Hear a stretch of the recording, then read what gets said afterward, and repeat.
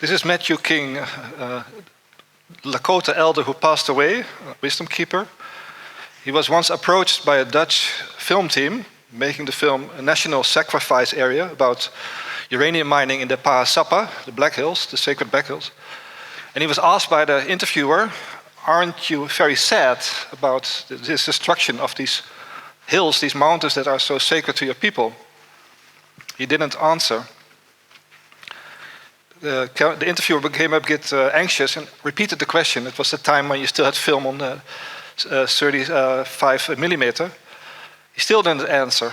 And then after some time he said, if you don't understand my silence, you're never going to understand what I have to say.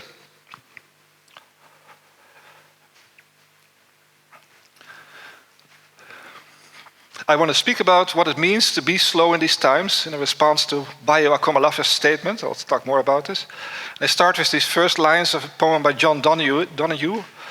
This is the time to be slow. Lie low to the wall until the bitter weather passes. So I take this statement by Bayo as an invitation to expound on what it might mean for me, as a person alive in this time and age, and why it could be meaningful to slow down when things are urgent. First, in Bayo's own words. Well, post-activism is the name that I give to the idea that we need to slow down. The times are urgent, let us slow down. It's paradoxical. When times are urgent, when things are urgent, you want to speed things up, right? You want to do more, you want to get in there. But I feel that we are in such a moment when our vision of our place in the world is changing. Our vision of ourselves as humans, our vision of our environment as resource, all these things are changing and we can no longer see ourselves in the same way. Now, this is not just a story we're telling ourselves. This is really concrete, consequential stuff. For instance, there's a whole story and narrative around climate change, and that climate change is just weather patterns disturbing the narrative of development. And so what do? We stop it. We do our best to stop climate change, or we do our best to adapt our systems so that we can mitigate the impacts of climate change. But just the phenomenon of climate change is bringing us to realize that we have and have always had an impact on the world. And as a result, we can no longer distinguish ourselves from the environment. We are not separate from the world that we claim to be part of. We are the environment. We are part of the world. And so there's an upsurge of wisdom coming from multiple disciplines, from biology to sociology to psychology to quantum physics, that is telling us a different story. What they're telling us is that we are relational beings. We are essentially non-essential. We are relationships. We are not things in a vacuum, in a container. We are the earth touching itself in a way. We are the earth touching itself in a way. I was sitting here in the garden of Schumacher College. I'll speak a bit more about this place. But I think maybe one of the first places where I see this being taken up is in this report. Vanessa Andriotti was part of compiling this report, Moving with Storms. In it is a section about working with artists. The invited artists engaged with the question, more? They did this from a temporal view that questioned the fast-paced orientation of modern societies. The event emphasized that while we live in an age of urgency and acceleration, this poses a paradox. Could slowness be an antidote to the urgencies of performance, overconsumption, exponential economic growth, programmed obsolescence, and accelerated global warming? So could it be an antidote to slow down? Here is Satish Kumar, who established Schumacher College, among many other things that he did, the garden where Bayo was speaking. in 1963, he made a peace pilgrimage from India together with E.P. Menon. They walked 8,000 miles from India to the 4 capitals where they had the atomic bomb to their availability. When they came to Moscow, in the area of Moscow, they passed a factory where they made tea. 2 women, 2 Russian women, came to them and offered them 4 tea bags. The idea was that they would offer these tea bags to all of the world leaders, the 4 world leaders they would meet, so that in the event they might consider shooting an atomic bomb, they would first make a cup of tea and then think over again. So they actually did this. They delivered these 4 bags of tea. So I go further in my own answer, or my own wrestling with this idea of being slow, being in a slow mode. And I start with an excerpt of a documentary on John Berger, the writer from the UK, where he talks about what the meaning is of being somewhere in the center of a place. The point about center is it's where life naturally makes some sense. Home is the center of the world because it's like a cross. There's a vertical line and there's a horizontal line. And along those 2 lines come the following. I mean, the horizontal line is all the roads leading out from the village, from that center, across to other places and finally to all over the world. It's the way you get to that home on the surface of the earth. And then there is the vertical line, and that is where the dead and maybe the unborn go up and down between earth and heaven. And when they cross like that, that is a place which is really home, because the dead and your ancestors are there in the cemetery. The children who are married and will have little children will perhaps still be there. And then there is all the traffic of the world. And when you live in a situation like that, the question of answering why are we here, the question of finding sense, is much easier to answer. But in how many places of the world is that now true? Either large cities or villages? In fact, in very few.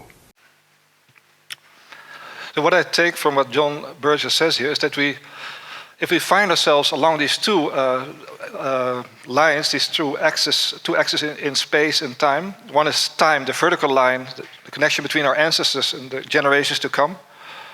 And then the horizontal line, how we find ourselves in a space. That if these 2 meet, then it is less difficult to find an answer to the question what it means to be alive.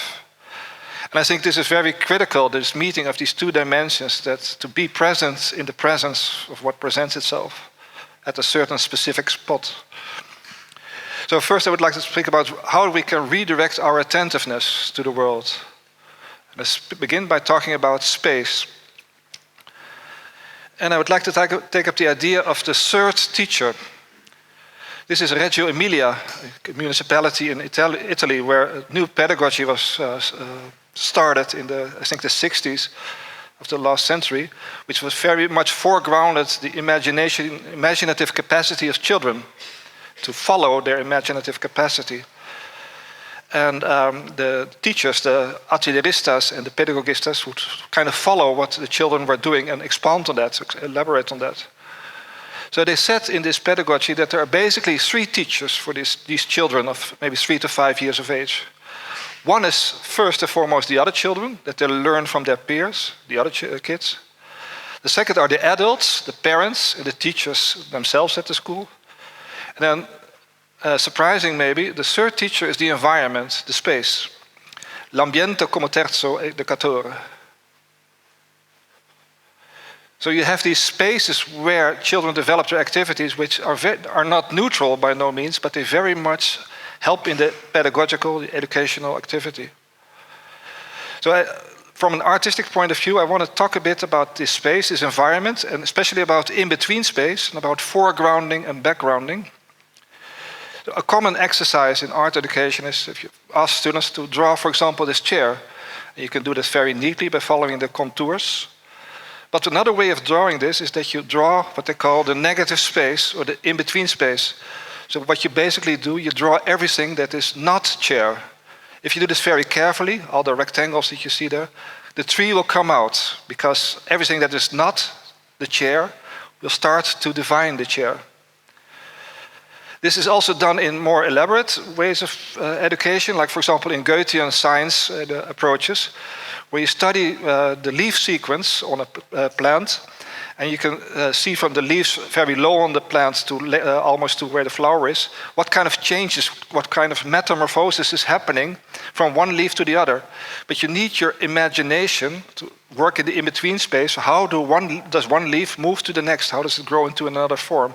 Or how does an individual leaf mature further as it grows? This is a painting you maybe recall of Claude Monet, The Four Trees, and I would suggest this is another way of thinking about in-between space. So maybe the first quality of a painting like this is that you have this composition, this, the vertical lines, the horizontal line. But if you look more careful, you start to see more in it. You maybe see this curved line of trees in the background, poplar trees. So if you study it carefully, you might start to see that it has the form of a meandering river. You're looking at from one side of the river to the other side, and the trees, you see it in other paintings he made of the same object, you see this curved line going through the landscape. From the air, this is the river that he painted, Lept in France, you see how these poplars are standing at the side of the river. But this painting is all you get, basically. So it is invoking, it's asking you to complete it, to think maybe for yourself, what kind of landscape may we find ourselves in? With indigenous peoples, in this case with the San, it's remarkable how they work with the in-between space, the space between the objects. Here you have the people, owls and insects, all in a sort of balance toward each other. Rebecca Hossack is an art curator, and she says African Bushmen artists may have a different way of prioritizing the elements of their paintings. To them, the space in between their patterned antelopes and elephants is just as important as the demarcated animal shapes themselves. So she says, I believe this comes from the need to look long into the distance and to see animals silhouetted against the desert or against trees. I guess it was a survival thing for hunting, but then it later came to reflect that everything, even the negative space, has value. The whole of nature is one holistic thing. You can't put foreground and background as we do in Western art. When you look closely, you will see that actually these patterns are not just abstract patterns, but filled with minor organisms. You might see some in this picture of Tame Kashe. I really believe that this way of painting reflects an absolute intrinsic, equivalent, and equal relationship between the creator and the land. There's no distinction. They put themselves in the same picture plane. So in other words, foreground and background are continuous, whereas in the Western art tradition we tend to foreground what we find most meaningful, think is most meaningful. This doesn't only apply to the visual qualities in art, but also to music and sound. And this is an excerpt of a film about music in different African countries, where they look at the negative space or the in-between space in the sounds. It's about pounding fufu, this work you see in the background.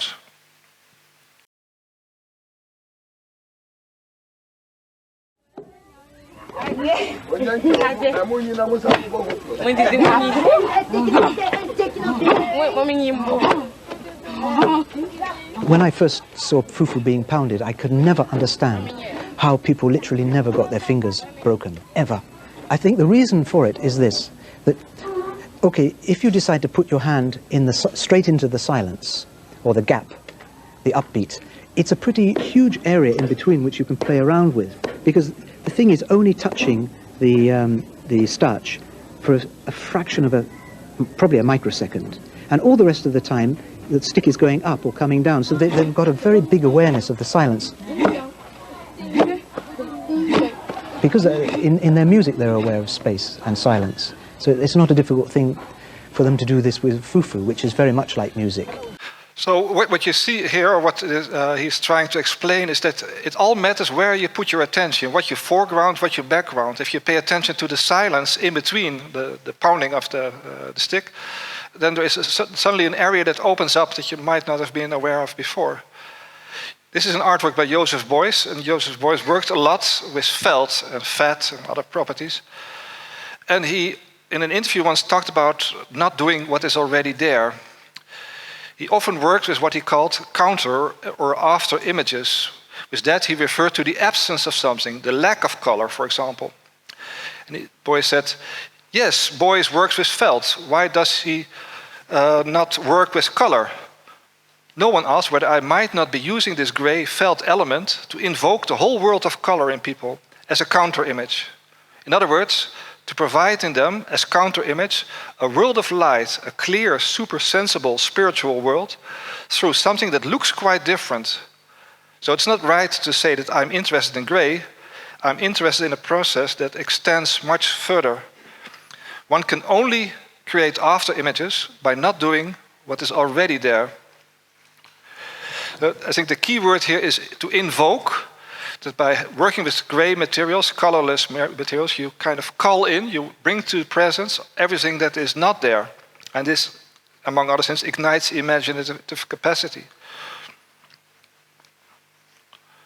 So this about space so far. Then time, if I zoom in on time. If you are in a submarine and you want to go into the water, leave the submarine, you first have to sit in a cell or a room that slowly is filled with water. Once it is completely filled, then you can open the submarine and go out. The same way, if you go back again, you have to go into the tank, then all the water has to be released and you can go in. So you need this sluice. You have to move from one area to the other by going through a sluice, an in-between space. And this, I think, is much overlooked in also when we look at where we put our attention, the setup time, or ställtid in Swedish, the time one needs to prepare oneself for a task. We need to prepare ourselves both practically and mentally on what we are about to do before we do it. One needs to allow for a certain startup or transition time before the activities themselves are set into motion. So the two ways of looking at it, one is in this book of Zen, The Art of Archery, which is all about preparing the body, being in a certain mindset, in a sort of meditative state, being at one with the bow, before even thinking about shooting an arrow at the bull's eye. The idea is maybe if you do this very intensively over a year, then the arrow that you shoot will immediately hit target because you are so prepared. Your ställtid, your setup time has been so extended. The other idea is that if you shoot an arrow, that you aim, then you are ready, and then you fire. This can be turned around to the idea that you are ready, you fire, you shoot an arrow, and then you aim again. So this goes in a completely other direction, that you first basically need to shoot an arrow to get information about the wind, about where the target is, to be able to shoot a second arrow that will be informed by shooting the first arrow. So it's all about the perspective, how you relate to time, how you prepare yourself to a certain task. And in art, another example of how this works, this is maybe familiar to you. This, The Artist is Present of Marina Abramovic, who's the director of the MoMA Museum, looking each other into the eye for 20 minutes. She did it with several people in the course of 3 months. She said about the workshops that she conducted with people who helped her carrying out this workshop. It was like a retrospective on her work also. I developed these workshops over 40 years of teaching in order for my students to prepare for long durational performance. They provide a reset for the body and give a set of tools to manage the challenges of the mind. These skills are universal. So here's an excerpt of the film that she made about how you prepare. But the first thing is to leave your mobile device at the door and then to work on the body, on breathing, on movement, before you can actually even begin the workshop. Or to put it differently, this is very much part of the workshop, the preparation, to go through the sluice from one way of being present to another. And I regularly give courses in Estonia, artist sustainability education. And for example, I do a workshop which might go very into depth in people's inner awareness. And before doing this, we would have maybe a silent walk of half an hour where we walk through the landscape. And this silent walk, in a very basic way, prepares you. It's like a setup time for what is coming next. if you would immediately switch from what you're doing now, maybe having lunch, going into a deep workshop, you are not quite as prepared or able to take in the way you would be able to take in if you have been on a silent walk. So I would suggest from Reggio Emilia pedagogy, you say space is the third teacher, but maybe time in a basic sense is the fourth teacher. I'd like to take up a story in this regard by D.H. Lawrence, a short story called The Man Who Loved Islands. And in it he says, this is the danger of becoming an islander when in the city, for example Glasgow, you wear your white spats and dodge the traffic with the fear of death down your spine, then you are quite safe from the terrors of infinite time. The moment is your little islet in time. It's the spatial universe that careers around you. But once isolate yourself on a little island in the sea of space, and the moment begins to heave and expand in great circles, the title of my presentation, the solid earth is gone, and your slippery, naked, dark soul finds yourself out in the timeless world, and souls crowd on the footways that we, in the moment, call bygone years. The souls of all the dead are alive again and pulsating actively around you. You're out in the other infinity. But maybe one way to understand this very crudely is this is the island where you retreat. That you come into another time dimension, so that in a way the land is opening up. It's like cracks are opening, where the voices of the land, the souls that have been there before, can start to speak to you. Whereas if you're in the city and you have to cross the street at the traffic light, you can never enter into such a mindset, such a way of awareness. Leslie Marmon Silko, a Native American writer, also talks about time. She says, my interest in time comes from my childhood with the old-time people who had radically different views of the universe and reality. For the old-time people, time was not a series of ticks of a clock, one following the other. For them, time was round, like a tortilla. Time at specific moments and specific locations, so that the beloved ancestors who had passed on were not annihilated by death, but only relocated to the place called the Cliff House. At Cliff House, people continued as they had always been, although only spirits and not living humans can travel freely over this tortilla of time. All times go on existing side by side for all eternity. No moment is lost or destroyed. There are no future times or past times. There are always all the times, which differ slightly as the locations of the tortilla differ slightly. The past and the future are the same because they exist only in the present of our imaginations. Without clocks or calendars, we see only the succession of days, some longer, some shorter, some hotter, some colder, but the succession is cyclic. Without calendars and clocks, the process of aging becomes a process of changing. The infant changes, the flower changes. The changes continue relentlessly. Nothing is lost, nothing left behind or destroyed. It's only changed. So I would suggest that this is a complete different way of appreciating what time is and how time is present, how also ancestors or generations to come are present. So this is very much about what has been called the temporal imagination, or in other words, the ability to understand the intersection of one's own temporal timescape with that of the larger landscape. And the timescapes refers to the practiced approaches to time, so how you relate to time. This theme has been taken up by somebody who was at a former ClimateExistence conference, Andries Snær Magnusson, where he tries to reflect on what time, the meaning of time in the context of our oceans getting hotter, and what it means, the vast changes that we see only in a few generations. He tries to extend the relationship he has with his grandmother, to his grandchild, moving away from what you might call chronocentrism, that your own time is all important and only what counts is what's happening in our moment in time, that you kind of expand your imagination. You gain in temporal depth, so to speak, bring in more of what was before and also what comes after. And in this regard, I think a very valuable insight we can maybe try to adopt from indigenous peoples. This comes from the Haudenosaunee in North America. And it is the idea that if you make a big decision about the future, you should try to think about what the impacts will be on the 7th generation after you. So this is one of my faraway ancestors. At the time there were no pictures yet. He was a Huguenot in France where they were prosecuted and they fled to the Netherlands. My another ancestor, over grandfather. This is my grandmother, my mother. This is me, this is my daughter, and this is my grandson, Kaido. So basically, the seventh generation invites Gideon to make decisions about how the future of Kaido would be. To put that in perspective, if the decision is going to affect him badly, don't make the decision. If you are in doubt, don't make the decision either, because the consequences, if the consequences are serious, should cause you to be precautious. So the time when Gideon was alive, this is the very first photograph ever taken of a human being in the streets. You can only see him because it is a 10-minute shutter time. So he was standing there getting his boots cleaned or polished.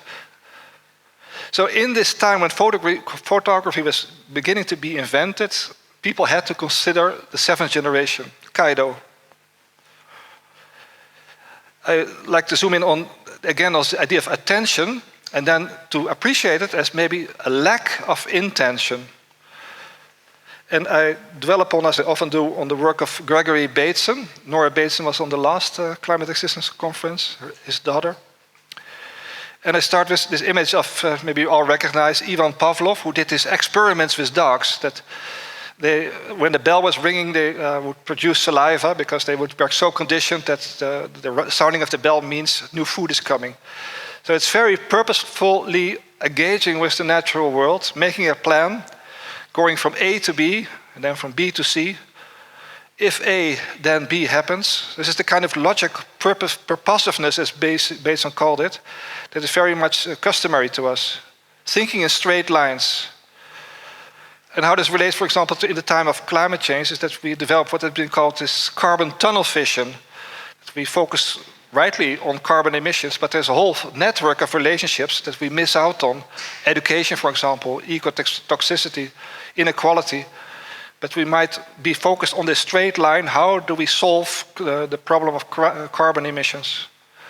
So Bateson reflected on this example of insects eating up the harvest, and then the poisoning with DDT. And this was caused of the book of Rachel Carson, because this poisoning of the DDT caused the insects to disappear or to poison the birds. And therefore the birds were no longer singing in the early 60s, Silent Spring. So Bateson reflects on this idea of going from A to B in a straight line. It says what actually happens is that we have a whole circuit or a circle that we are part of, but we assume that only this part on the circle is a straight line, whereas it's much part of a cyclical system. And then he says, life depends on interlocking circuits of contingency, while consciousness can only see such short arcs of such circuits as human purpose may direct. Therefore, this idea of conscious purposiveness. Seeing only arcs of circuits, the individual is continuously surprised and necessarily angered when his hard-headed policies return to plague the inventor. And he says, if you use DDT to kill insects, you may succeed in reducing the insect population so far that the insectivores, those who eat insects, will starve. You will then have to use more DDT than before to kill the insects, which the birds no longer eat. More probably, you will kill off the birds in the first round when they eat the poisonous insects. What is most serious about our assumption is that it makes us cut through the complete mental circuits, these cycles, and perceive and then rely on only short arcs, these short bits of these, which we see as straight line, linear causality. We lose access to the total integrated network. So our thinking in straight lines, A and B, doesn't help us to attend in a more active way, more inclusive way to the world. So the word to attend has different connotations, different meanings. You care, for example, you attend to a patient. You're being at a church, for example. You're being present. You're listening to somebody. Henry Bergson said, being attentive means to try to think what you see and not to see what you think. Attention entails the suspension of judgment and implies a kind of waiting, in the sense that Foucault wrote of critique as the art of waiting. Attendre means to wait for, says Jan Machelijn. I'll speak more about him. So these children are attending to the birds, songbirds coming back in the spring, and trying to identify them. This idea of attending is also taken up in arts. In, for example, this conversation of Karel Appel, a Dutch painter, in a program about beauty and consolation in the year 2000, where he's sitting with all these famous people, Germaine Greer, Jane Goodall and others. And he only speaks 5 minutes, and he talks about what this attending to or waiting for means for him. Practical talk about art and so, but I'm an artist, I'm a painter, I paint my whole life. And what can I say? I sit, for instance, the last week, I bought flowers, very deep red flowers, and I look to it every day. And I wait till the inner light goes on. The inner light means it's the moment that I start to paint. If the inner light goes on in me, I start right away to paint. Everything is there, the paint, the canvas. And that is the start to paint. And I paint till the end, but there is no end. I live in a lawless world. We have no law. The end is a spiritual orgasm. You speak just all the time about orgasm, physical orgasm, but there is also a spiritual orgasm. And that is a spiritual orgasm. The end of the painting. And that is it. I am there and I am not there if I paint. There's an in-between situation. I'm a servant. I paint as a servant, the paint, the canvas. And I just say that is the end of the painting. But the next day I come back to my studio and sit and wait again. Everybody can do that. Nobody has time today. Everybody has dates and have to go there and here and there. But everybody can sit and wait that the inner light goes on. That means the contact with the universe, the contact with it unspeakable, the mystique where we live in a planet that we don't know. We know nothing about the planet. We're very proud and say we know so much about it. We know nothing about it. The only thing is by sitting, waiting, we're all a part of the planet. I am the planet, you are the planet. Everybody is the planet. And we have the planet in our body. And if you wait that the inner light goes on, then you can talk, now have the contact with the planet, with the surrounding, with all the planets.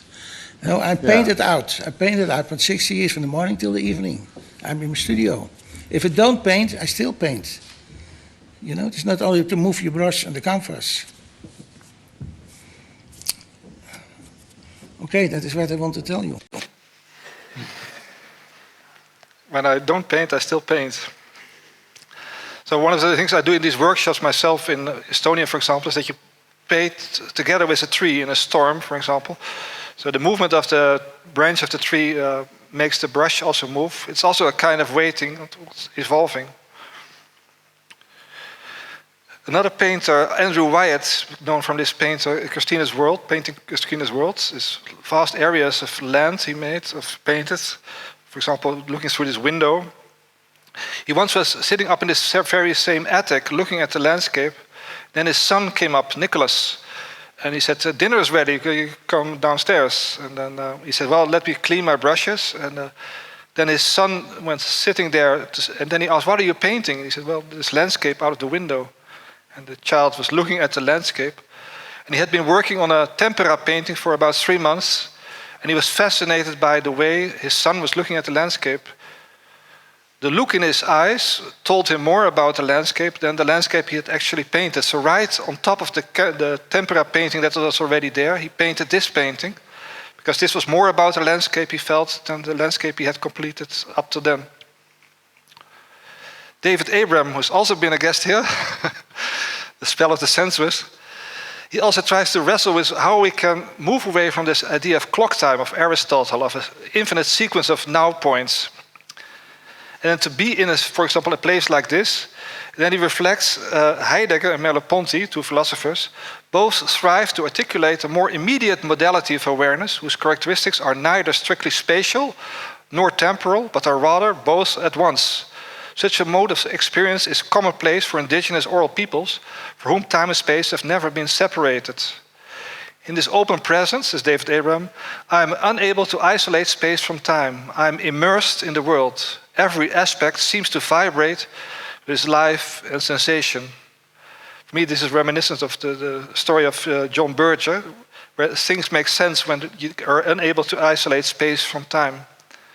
But how do we then regain the direct experience and awareness of no distinction between space and time? How do we find our way into the sensorial present? And is there a role for art here? And this is, and again, sorry for all these small clips, but this is a part of Ian McGilchrist talking about why he considers attention to be a moral act in these times. But how we attend to something, whether we attend to it, even within the world of physics, never mind in the world of philosophy and psychology, makes a difference to what we are experiencing. And it's a moral act because it means that we are not simply observers in this universe. We are creators in this universe. We co-create along with the universe and along with that divine logos or li or ta or whatever it is that is the ground of being. We are not just passive consumers. Once again, it is always a reverberative relationship. The thing I realized in my very early teens that everything has this structure. And that therefore we have an impact on the world, making it what it is, really literally making it what it is. The ways in which we see it alter what will be there. How we see the world creates is a duty laid on us to pay the right kind of attention, a kind of nourishing attention that brings things into being, not the kind of attention that alienates and that cuts us off from that reality and therefore changes it and changes us. So it has an effect on the world, it has an effect on us, those who are doing the attending, a moral effect. So that's what I mean by it. And I also mean that if we don't pay the right kind of attention to what we're doing in this world, and at the moment our attention is up for grabs from every kind of electronic device around us. And I don't think that we are taught any longer how to be quiet and still and concentrate on a piece of work, on reading or listening to a piece of music for an hour or two at a time. If we don't reconnect with this kind of attention, we will lose the world, literally. I'm not speaking in metaphors. We will lose this world. The world may carry on without us. But that would be very sad for certainly us and possibly for the world, because I don't hate humanity. I think we've got things very, very badly wrong. But what humanity is something very, very special. Attention as a moral act. And this idea has been around before, like the Romantics, Friedrich Schelling, for example. Nature needs our minds to be complete. The best argument of thought, in his view, is art. He suggests that because art is necessarily only partly a conscious activity, it is better able to express the harmony between nature and the mind. In art, nature consciously comprehends and completes itself. As knowing animals, we are that in which nature opens her eyes and sees that she exists. There's this reciprocity going on between us and the natural world. But also, Ian McGilchrist talks about reciprocal attention. I'll skip this one. So, for Bayo Akomolafe, what he calls post-activism is my way of describing the flows and possibilities that proceed from the moment when things no longer fit. It's not a superior form of being that guarantees solutions. It's not post in the sense of being a successor narrative, a deeper truth, a surer track to utopian worlds, a formula for saving the world. No. This is post-activism, when we have come to the end of the rope, to the very end of the world, and there are no more words. What happens then? So I think I'll, because of time, leave this part. The next session would be about moving, how one could be in a state of attentiveness, which is also not only paying attention sitting, being attentive to a tree or a landscape, but how the act of walking, moving oneself in space, can be a way of improvising, being attentive to the world, being also in a vulnerable position, because if you're walking, there's all the time surprises, what is around the next corner. And Jan Machielijn calls this, that you are, he calls it exposition, in the sense of exposition. You're being brought out of position, away from a position. You're exposed to the world, brought in a vulnerable position. And you move away from operating from an intention to being attentive. And attention might be, let's fix the world, let's solve the climate crisis, to being attentive to actually where do we find ourselves, as I think Bio-Ekomalafa is inviting us to. So I guess I leave it at that, and then I make space for Aaron.